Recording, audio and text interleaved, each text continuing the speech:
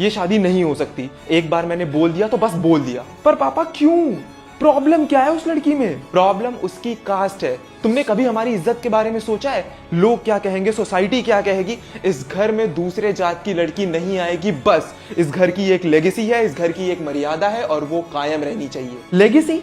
पापा आप तो ऐसे बोल रहे हो जैसे कोई बहुत बड़ा महल हो हमारा और लोग आपकी जी हुजूरी करने आते हैं। एक 2 BHK का फ्लैट है हमारा जिसकी EMI अब भी चल रही है। कौन से लेगेसी की बात कर रहे हो आप? अपनी जबान संभाल के बात करो। पापा मैं अपनी जुबान संभाल के ही बात कर रहा हूँ, पर आप मुझे ये बताओ कि कहाँ थे ये लोग जब माँ की तबीयत खराब थी?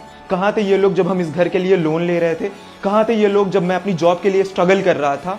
लेकिन जैसे ही मेरी शादी की बारी आई, सब अपने कास्ट के ब्रांड एम्बेसडर बन के चले आए हैं। तुम इस समाज को कभी समझ ही नहीं सकते क्योंकि तुमने कभी इस समाज का सामना ही नहीं किया है। पापा मुझे ऐसी सोसाइटी को समझना भी नहीं है जो सिर्फ एक लड़की को इसलिए रिजेक्ट कर रहा है क्योंकि वो दूसरे कास्ट की है। आपने मुझे कभी स्कूल भेजने से पहले तो नहीं सोचा कि वहां पे दूसरे कास्ट के भी लड़के आएंगे। आपने माँ को हॉस्पिटल में एडमिट करवाने से पहले तो नहीं सोचा कि वहां दूसरे कास्ट वालों का भी इलाज होता है।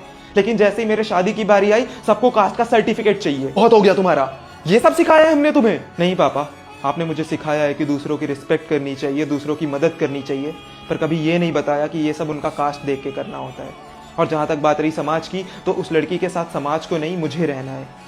और अगर आपको लगता है कि एक दूसरे जात की लड़की अगर हमारे घर में आ जाएगी उससे आपकी रिस्पेक्ट कम हो जाएगी, तो शायद ये समाज आपकी रिस्पेक्ट कभी करता ही नहीं था।